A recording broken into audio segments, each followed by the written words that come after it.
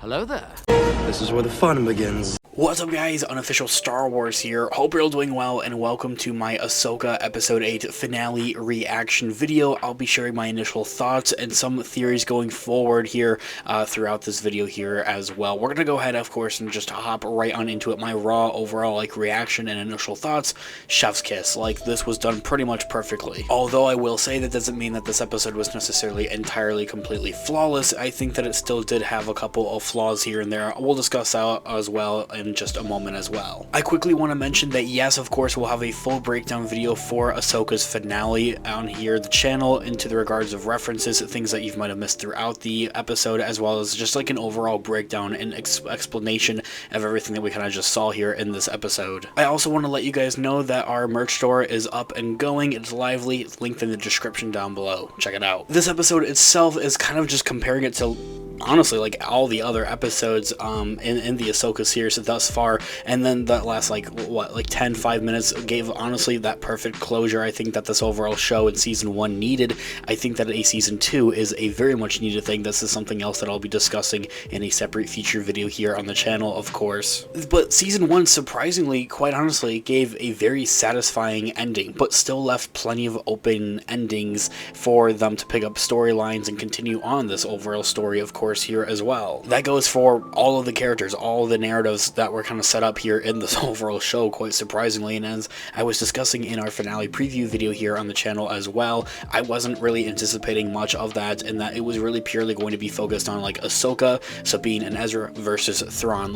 Any of the other tie-ins, everything that's going on here now with the Night Sisters, everything that we had between Baylan and Shin, even Anakin Skywalker and Hera, that is all just stuff I just wasn't really anticipating or expecting to actually see in the finale. I just didn't think that they would be able to pull it off and kind of give that closure and that closure kind of feeling to all those many different narratives and plot points. As I had mentioned though, however, they don't necessarily feel entirely completely satisfied or entirely completely closed off. They still leave them open to expand on with those stories and kind of pick up those narratives down the road, potentially, fingers crossed, with an Ahsoka season 2. But I think a very big area we're going to see a continuation of many of these narratives and plot lines would actually have to be throughout not only other Mandoverse shows, so future seasons of The Mandalorian or the Book of Boba Fett or Star Wars Skeleton Crew or Rangers of the New Republic, which would be great. Please, Lucasfilm, do it. But also with Dave Filoni's big Star Wars Mandoverse culmination movie that had been announced at the beginning of this year at Star Wars Celebration. So I want to go ahead and get this segment honestly out of the way. I have 2 complaints about this episode. I haven't really had any complaints about the Ahsoka series thus far up until this point, okay? I'm going to be that guy. I'm going to complain about the VFX, okay? I'll be completely honest. I know it's Star Wars and they rely heavily off of VFX, green screens, and special effects, which just about all of them are done to a perfect, just perfect perfection, honestly. I'm not saying I could do better, of course. I'm just a Star Wars fan. I'm just a Star Wars nerd. I just talk about and watch this stuff, of course. Some of the green screen work that was done in the earlier part of this episode felt off. It felt like a Marvel project in comparison to that, actually, of where it's very clear that our characters are on a green screen, which is something that you just don't want to have. It's something that's going to pull you out of this overall narrative, and that's something that I felt kind of stuck out to me, at least. Then again, I am studying film and the overall industry, working my way into a career in this industry, so maybe I'm just more prone to realizing or being able to spot out and seeing that kind of error or those kind of things. But please let me know in the comments down below if you guys noticed anything wacky going on with some of the green screen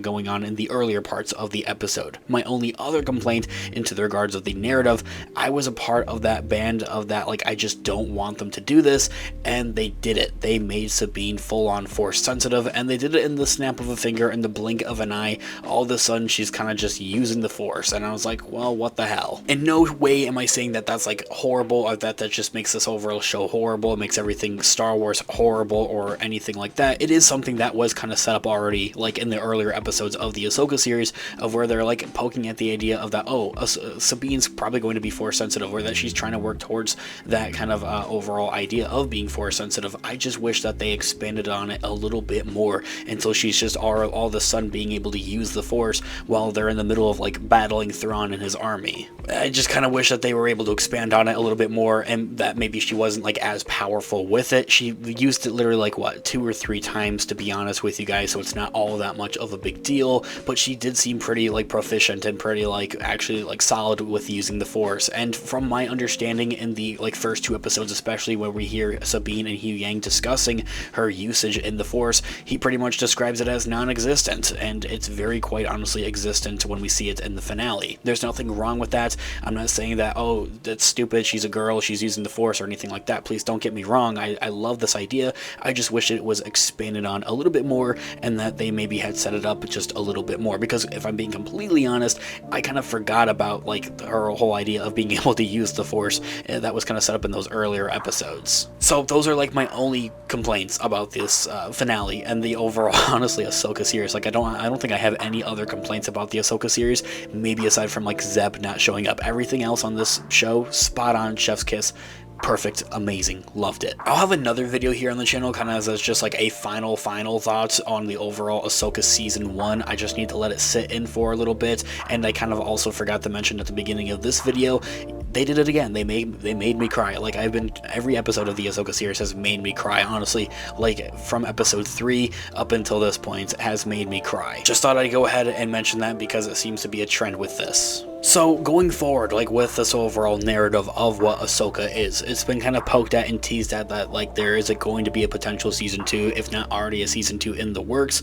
I definitely think that's the case. We're going to get an Ahsoka season 2. This show is perceived like amazingly. Like fans and critics alike have absolutely loved this show, and so have I, of course. Especially as it's kind of regarded to, as I've mentioned plenty of times here on the channel, in and out of just not just Ahsoka videos, but like Mandoverse videos here on the channel, is that the Ahsoka series is this new world building show that like The Mandalorian's season 2 and season 3 kind of was. That torch is now passed on to what the Ahsoka series is, of where they're kind of dealing with all of these different characters in this single series. So I think just with that alone, it's kind of prone that there's going to be much more coming with Ahsoka in the future, more seasons. I am foaming at the mouth though for more of like everything that's going on with all of these characters specifically in an Ahsoka season 2. I'm kind of just thinking about this just now, like it's just hitting me, like everything that's gone on with Baylan Skoll probably isn't going to happen. We see him, I'll talk about this more in my breakdown video here on the channel, of course, but we see him on this giant like mountain statue at the end of the episode, which appears to be the father and the son seen in the Clone Wars, and like, well, the late Ray Stevenson's passed away, so they probably it'll be difficult to kind of continue that on, but I am curious to see where that kind of all goes. Okay, one last thought, Force Ghost Anakin, that's it. Guys, let me know all of your thoughts and opinions in the comment section down below. I'd love to hear what you guys are all thinking, your overall reaction, your initial thoughts on the Ahsoka series as it's kind of concluded here. What are you guys thinking? What are your theories going forward? I would love to hear what you guys are all thinking. Thanks so much for watching today's video. Of course, this has been Unofficial Star Wars. I'll catch you guys in the next one. Have a great one. May the Force be with you as always. Peace out.